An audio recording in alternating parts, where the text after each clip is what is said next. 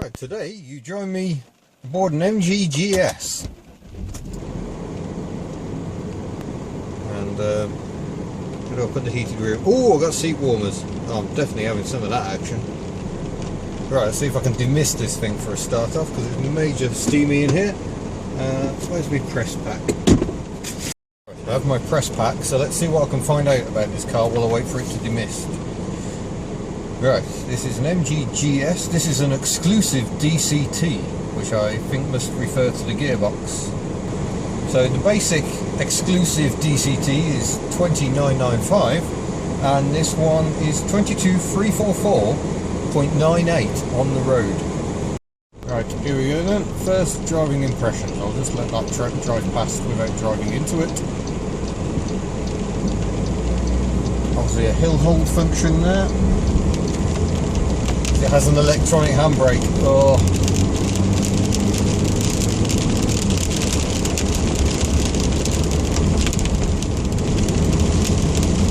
Not sure if it has automatic wipers. They don't seem to behave like automatic wipers. Oh, I'm getting a bit warm on the bum. I think I'll turn the bum warmers off. Kind of lost track of what gear we're in. Lots of rain. Which I know sounds awful on the camera. There's nothing I can do about that really. So doing less than 2,000 revs at 60. That's quite astonishing.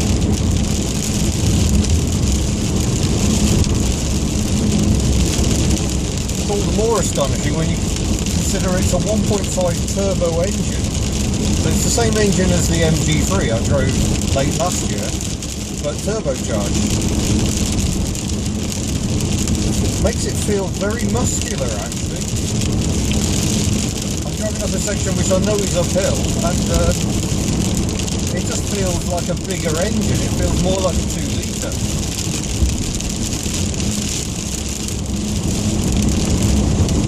Just like the MG3, so far it's feeling very composed in terms of ride, far more so than the Qashqai I'd say. And similarly it's on 18-inch alloy wheels. So that's a credit to the engineers. Like the MG3, this is a car engineered in the UK but built in China. And as we said, you jump aboard when you've recently been in a Qashqai, and yeah, the interior plastics do not feel as nice. Whether that's a deal breaker for you kind of depends on who you are, I suppose. Okay, but I'm just trying to work out. Oh, there's my manual mode. On that sport mode. Oh, that makes a difference. Oh, it feels a bit wrong to be driving this hard in a car I've just jumped in, but it seems game for it. There you go, I'm at 60 miles an hour in 7th gear. Oh, I'm going to knock it back into non-sport mode because it's a bit more relaxing. Very quiet, even when the engine's revving, you can barely hear it. I quite like the diesel engine in the Qashqai, although it was a little low in terms of outright power. It was quite quiet. If this is starting to sound like a bit of a review comparison between the GS and the Qashqai, that's entirely deliberate. You haven't seen the video I've done on the Qashqai yet. That's mostly because it was very boring. I'm actually more interested in this car, but the Qashqai gives me something to compare it against. The Qashqai is the class leader. So far the GS is winning in terms of ride, but difficult to do an engine comparison when I'm comparing a 1.5 petrol turbo with a 1.5 diesel turbo, and this is automatic as well.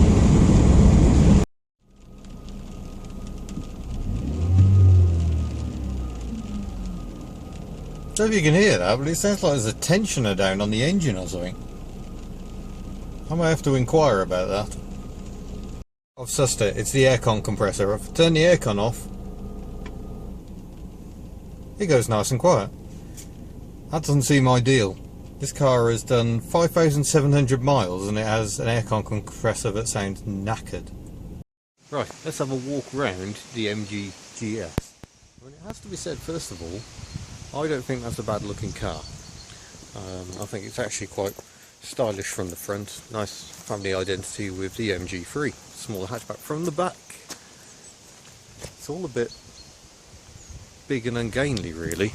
And the switch is under here, which is a proper mucky spot, and there's also a camera, the reversing camera, which is always filthy. There's the camera there. Give the lens a wipe as it goes up. In the boot you'll find various rubbish, because we've been out on a road trip and I thought I'd pack a snow shovel just in case. Biggest problem in here, no lashing points. So if you were trying to transport a 2CV engine, as I have done in the past, that would be quite annoying. Also, if I lift that up, there's no hidden compartment to speak, but there is a space saver tyre. But I haven't quite sussed out what this is about. But I'm not sure what the point of that is, but it shows how nasty some of the plastics are in this car. Ooh, horrible. There is a 12 volt power outlet, which is handy for running cool boxes and stuff if you're camping.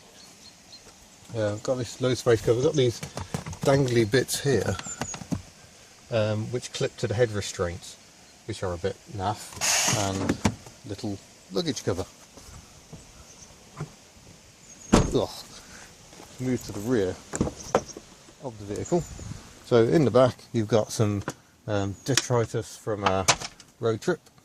Not a bad bench, but I find I'm sitting a bit low, so I really want to stretch my legs out. So despite the fact there's lots of knee room, there's not so much room for the feet. Oh look, I've found a grape. I'll tidy up while I'm in here. Who else does that in their reviews? We've got vents for the people in the back, and this centre section is quite smooth and low, so it's not actually too bad a place to sit. An annoyance with the head restraints, if you lift them up and they go to a nice height, very comfortable for the rear passengers, you have to press buttons on both these posts to get it back to its lowest setting again, which is infuriating to say the least. Try doing that and pushing down at the same time. Another problem with the car in general is the side steps, which made it quite a jump to get out, and that's even more apparent in the front. Oh, the reason for the flappy bit here is because the rear seat can be adjusted for rake, so you can actually recline in the back. Snazzy. Let's go and hop behind the wheel. No point showing you the engine, it's just a big plastic cover. Find the key. Here we go. I mean, the key itself is quite cheap and nasty, and after you've driven a Nissan Qashqai, you get rather spoiled by its keyless entry system. Here in the front, it's not a bad driving position, but a problem with most modern cars, these head restraints are just too far forward. I also find these seats very hard. Again, something else you get in quite a lot of modern cars. You'll note my wife's actually turned the head restraint around because otherwise she finds it pushing her forward. Very uncomfortable. Let's take in the dashboard. Got this panel here. If I turn on the car, look at that, MG since 1924. Yeah, they're playing the heritage card quite strongly here. One major annoyance is this little stalk here for the cruise control. I find it very easy to knock one stalk when I'm trying to operate the other, or operate in the wrong stalk, which is very irritating. You'll notice flappy paddles. Right, now let's start the summing up section, and I'm wearing my summing up hat with a 0 to 60 dash acceleration test. 1, 2, go!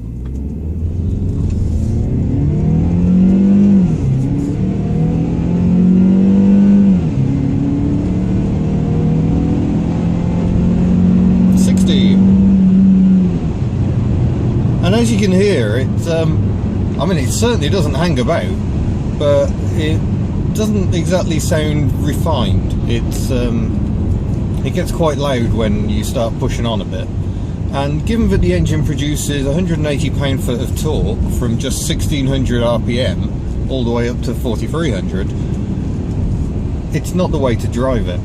and I'm going to stick it in sport mode now to demonstrate another problem. This now lets me use the flappy paddles on the gear lever, or steering wheel. So as we come down to a bend, I want to downshift. There's no engine braking, there's just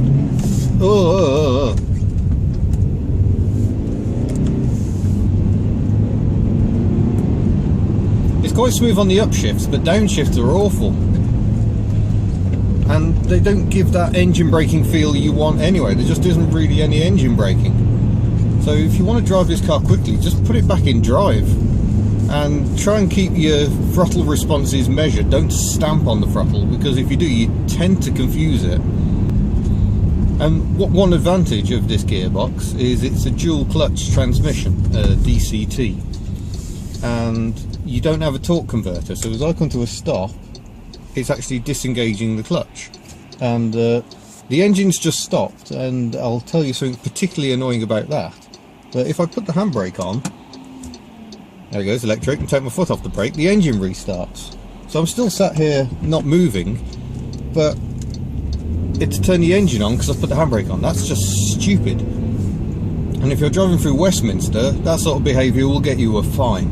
So from this we can conclude that the MG GS is not a car without flaws. But to be fair, having recently tested the Nissan Qashqai, that's a car that has flaws as well. All cars have flaws, it's just differing amounts. Oh, there's another Qashqai, they are everywhere.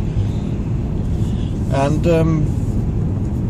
does this have any fatal flaws? Flaws that make you want to run a mile and not consider one of these cars? No. Having done 600 miles in the past couple of days in this car, I mean, it's fine for doing that. Personally, I do find these seats a bit firm, and the ride can be very jiggly. I thought the ride was really good, as you'll see in the intro section, but that's because I was driving on beautifully maintained roads in Wales. Get onto the back roads of Kent and the car starts to feel enormous and very, very jiggly. I thought I was going to lose my breakfast at one point.